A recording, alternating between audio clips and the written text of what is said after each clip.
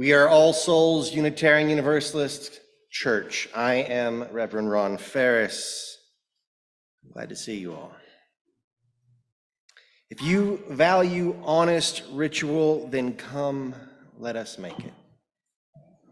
If you find ease in trusted relationship, if you unfurl in reflective space, if you delight in beautiful sound, if you strive for earnest justice, and if you sparkle in abundant fun, and who does not, then come one and all to this care home and carnival of the soul, this service of all souls, you. Will you take a breath with me?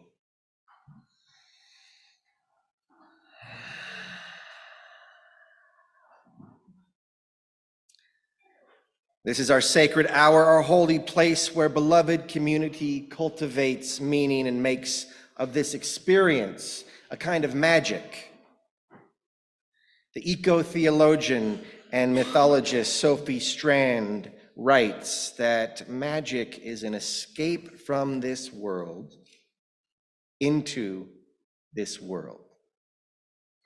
Magic doesn't take us out of our ecosystem, it roots us more deeply into them. This soulful ecosystem welcomes your magic, as well as the magic of those rooted into it before us. Those who brought us here, those brought here, and those who were here already. The Ute, Comanche, Arapaho, Apache, Cheyenne, Kiowa, Pawnee, and Lakota.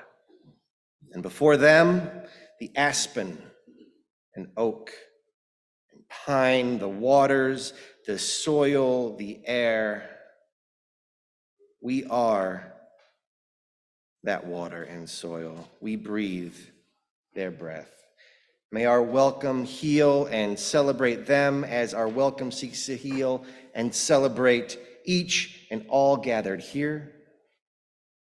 And in that light, let us give a special welcome to those gathered to us from far away. Wave to those folks who are looking at us from home. Hi, y'all. Thanks for coming in.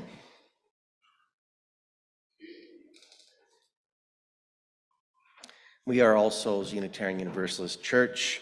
Let us proclaim our community in song.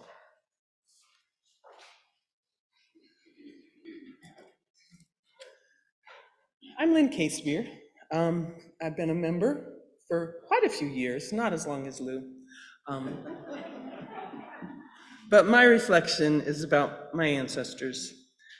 My dad was a child of the silent generation. He was born in 1934, and his dad served in World War II, training military dogs in Hawaii. During those years of my dad's boyhood, when Grandpa was gone, he and his mother developed a very close relationship. When my grandmother died in childbirth in 1950, my dad was 15 and his younger brother was 10. As my uncle told me just a few years ago, there was no therapy, no talking about it. I just remember Uncle Lou telling me that Mom was gone, that was God's plan, and nothing more was ever said. I guess that's why they called it the silent generation. I have a vivid memory of making a lemon icebox cake with my dad when I was probably 8, about the age that he had been when he was his mom's main companion. He shared how he and his mom would bake together a lot, and that this particular recipe was one of their favorites. My grandmother Audrey had 4 sisters and 3 brothers. 3 of the sisters lived in the Fort Collins area, where my great-grandparents had immigrated directly from England. Throughout my childhood, we would stop in and see my great-aunts when we were up north for swim meets or coming back from skiing. I don't remember any stories about my grandmother from these visits, just news of their own lives and their children's. My dad's first cousin hosted a Hatton family reunion every summer, and it was a highlight of my year, playing badminton with cousins, first, second, once removed. I never understood all that, I don't get that straight.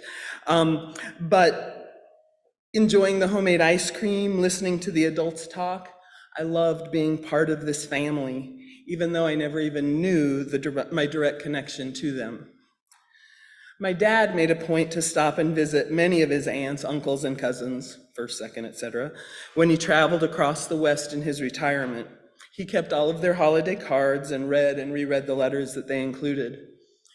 After his death in 2020, I went through boxes of photos, cards, and letters from these ancestors, hating to throw them away, but not really wanting them piled in boxes in my basement for my children to go through 20 or 30 years from now. I wrote an email to this extended family after he died. It went like this: "Thank you for the many years of staying in touch with my dad. He truly appreciated it and maintained his identity with your family until the end.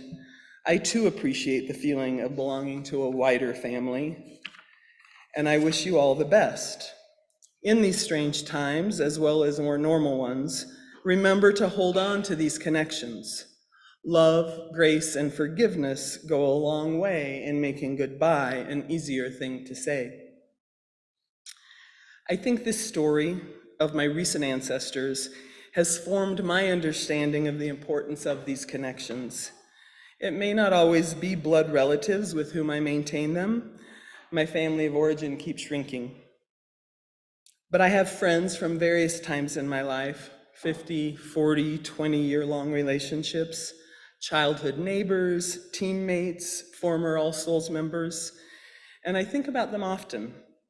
I make it a point to text a happy birthday message or send a holiday card, and sometimes I drop in on them unexpectedly. They are my wider family now, and maintaining connections with them must be in my bones. Yeah. So my job from this location, sanctuary, chancel, altar, pulpit, is primarily, I think, to prepare us to do a thing, or to keep doing a thing, or sometimes to, dear God, please stop doing that thing. And then sometimes we actually do the thing here. When we do the thing here, it's called ceremony. Ceremony is the doing of a thing that is both in and of itself the experience of that thing and a deep, embodied, muscle memory building, trajectory setting that thing points us to. So, for instance, next week, in our All Souls Samhain ceremony, we hope to do the thing. To conjure a real, felt experience. To jar the window open just a bit so that a little transformation and grounding can get through. You might, next week, earn yourself a surprise. You might have a genuine spiritual experience. In a UU church? You might. You might not. But that's our invitation, and I tell you truly, I have seen it happen. Ceremony is analogous to setting the table, which in fact is what we will literally do next Sunday, in the hope that a visitor will sit and break bread with us. Now, the visitor may or may not show up, but at least in our invitation, we are prepared to receive them and can thereby devote our entire attention to the news that they bring. So in this case, visitor is my generic term for an encounter with life that may go by many names: God, Spirit, Fae, Cloud and Wind, Coyote, Coincidence. Whatever its name, whatever its face, in essence, it's a messenger, a message. And in that sense, no different from you or I.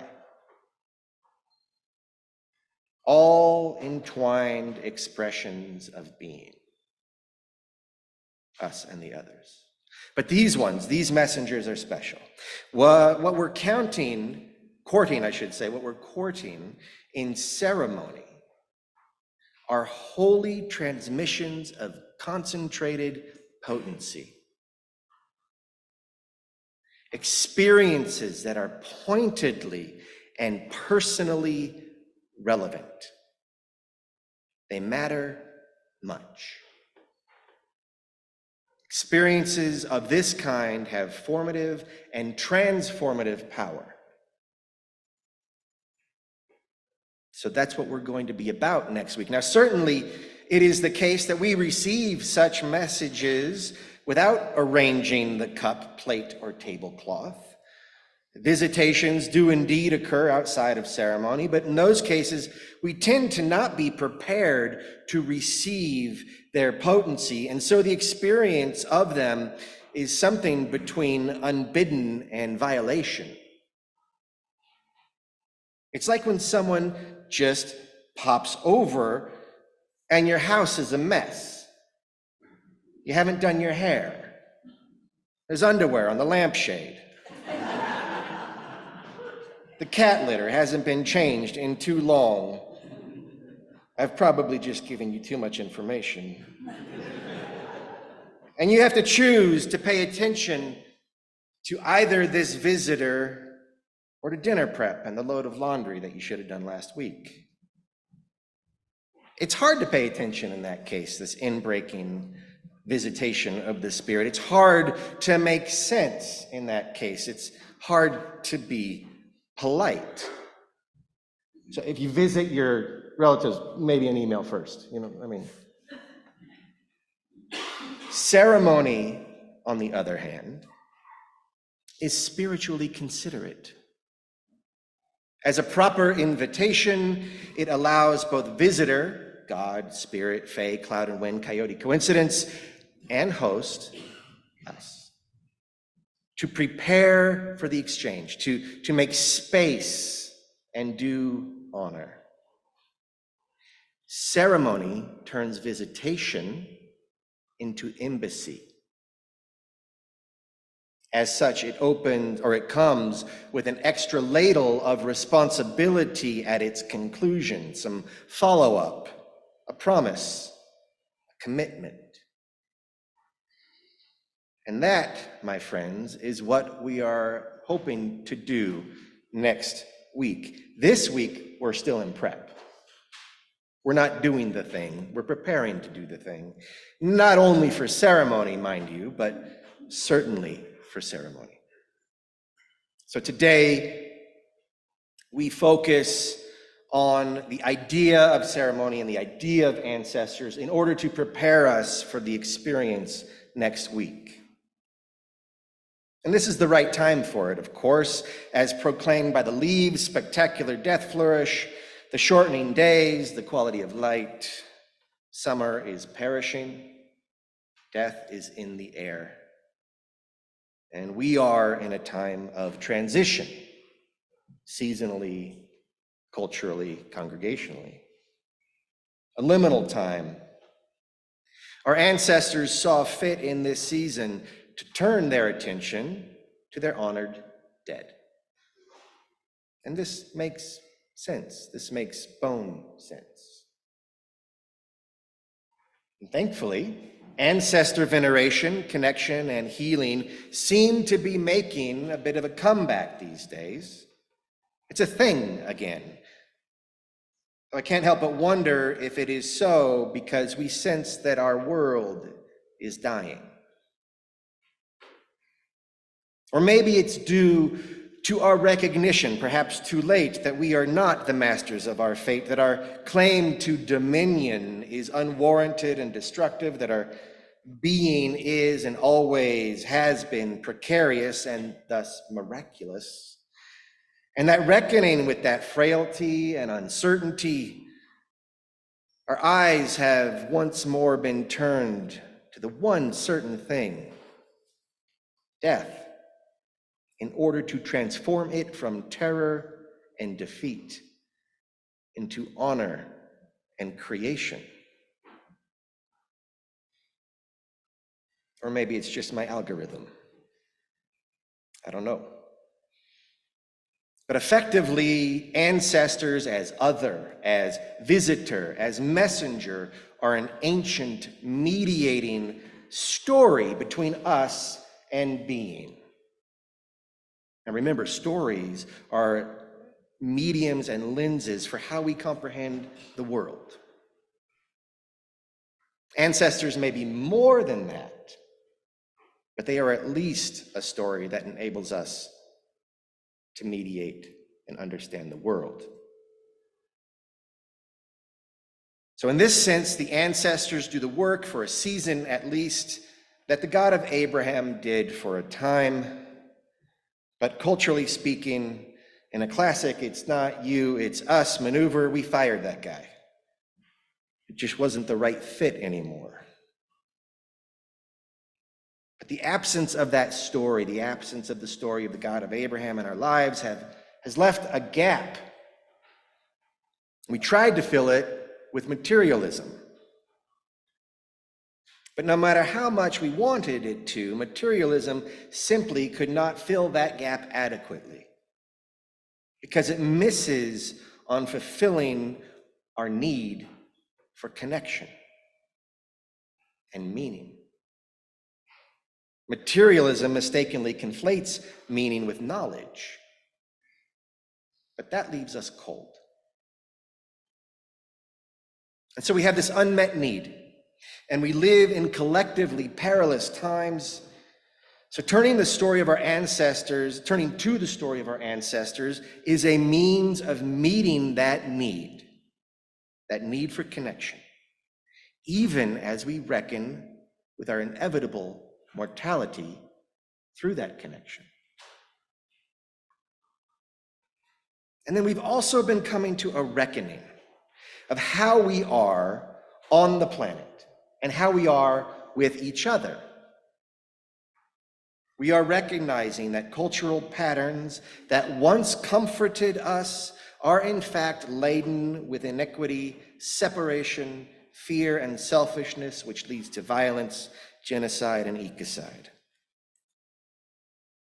These historical patterns are obviously not in line with our own hopes and expectations for ourselves. They're not in line with the story that we've been told about who we are.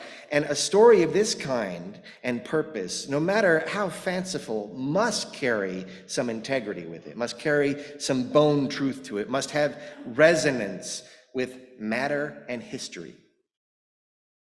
Otherwise, it's so much delicious poison. Our stories and the patterns in which we have come to be are out of line. We are not in alignment with the Tao, the organic and earthly unfolding and perpetuation of an intricately interdependent reality. We're out of whack, and we know it. We do not want the world that we created. And yet,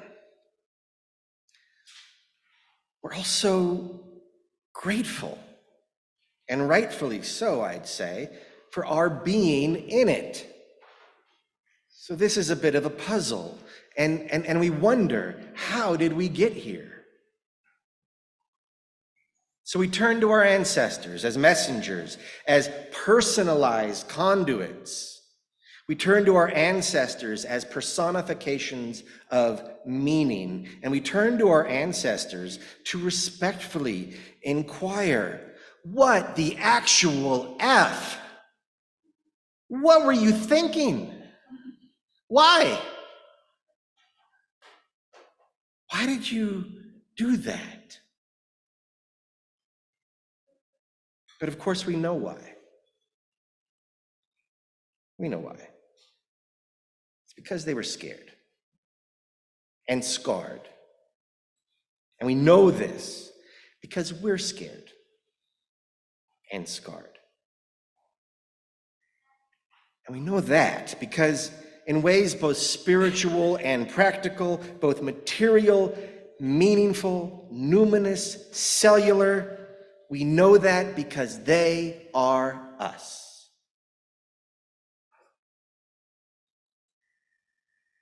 So do you know the thought experiment that ponders if Odysseus, on his long journey home, had to gradually replace every plank on his ship?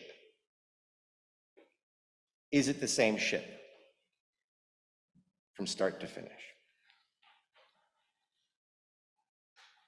In some ways, like the tale it alludes to, this same question can be put to us about us. Most of our bodily cells are replaced every 7 to 10 years. By the time you're 50, almost every one of the 30 trillion human cells in your body has reproduced and died at least once. There are a few cells in your heart and brain and eyes that are with us from Troy to Ithaca, but materially speaking, you have already died and been reborn. But imagine that you sense that you are still the same you. Even though the road may be long and winding, your experience of yourself is one of uninterrupted continuity. But that just is materially not true. It's more true that what you sense as you is a story. Now, this should not diminish what you sense as you. We're not lowering you to the level of story, right? Story, we're leveling you up to the level of story. It should illustrate the reality, the experiential potency of a story. So you are an experienced story of yourself, a narrative understanding of actual events, a historical fiction where fiction is sacred.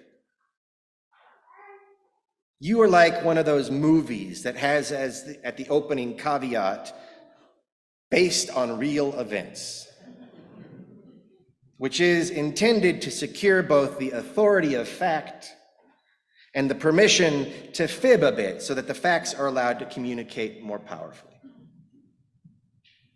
So you're a story. You're a story.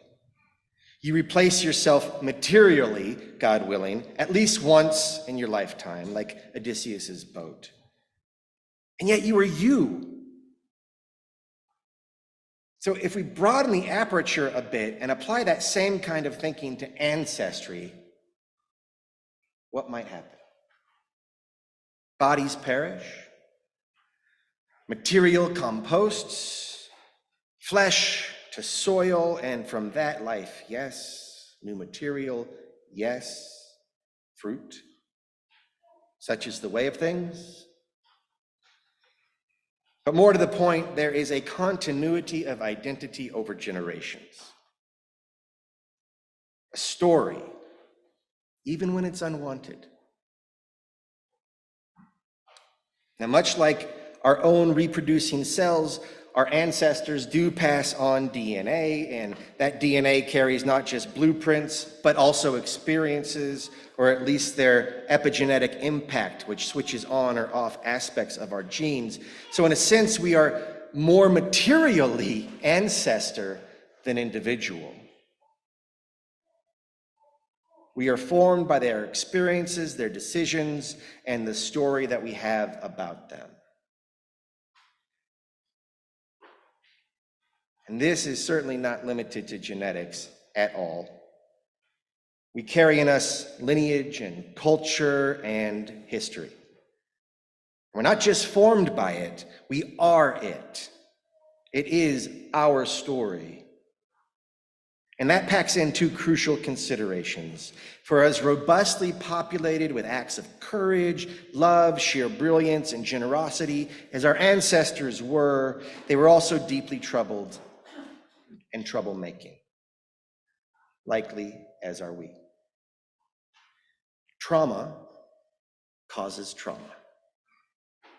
It makes for poor conditions for decisions and often leads to repeated violence, either interpersonally or genocidally.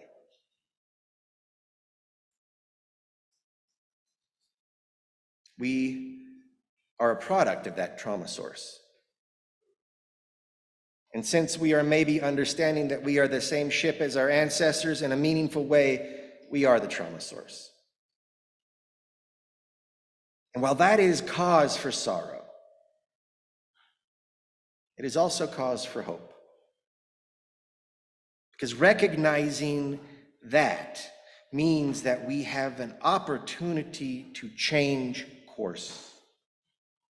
But to do so, we must heal the past, reckon with it, make amends, and change direction.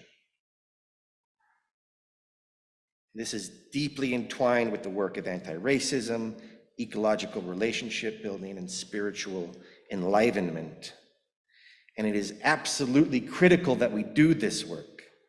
Because if it is true that our ancestors live in us, it is also true that we live in our descendants. Same ship. If there is to be a future, it's in the past.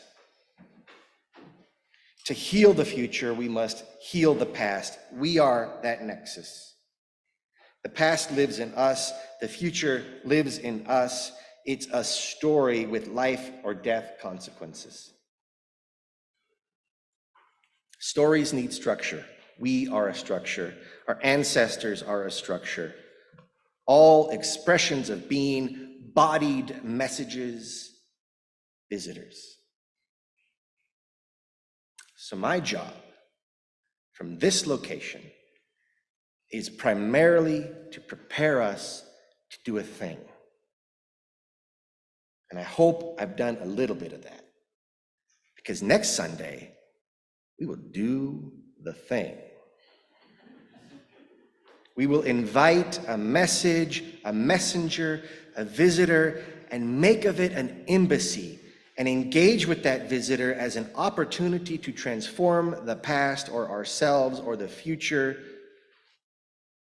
or maybe just to say hello. And as with any embassy, this will come with that extra ladle of responsibility at its conclusion, but this commitment will be made easier, or at least organic, for as we experience the dissolution of those chronological categories, past, present, future, we will sense an expansion of identity, an expansion of connection and of responsibility and of hope. It's an opportunity afforded us by this liminal season, a time of turning into death, turning into tragedy, and finding there not only life, finding in death and tragedy not only life, but ultimately hope, which is to say, love. And in case I ended that on a quiet note, we will find there hope, which is ultimately love. There we go.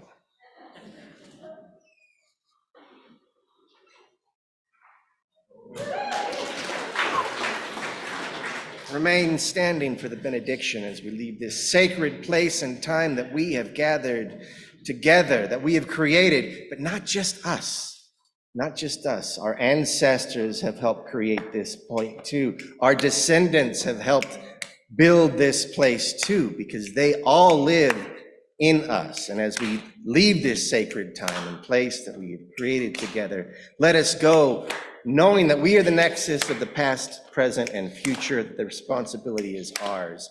And don't forget to bring your memento mori next week as we remember our dearly departed, as we get that responsibility ladled into us and rise. Let's just do that chorus one more time.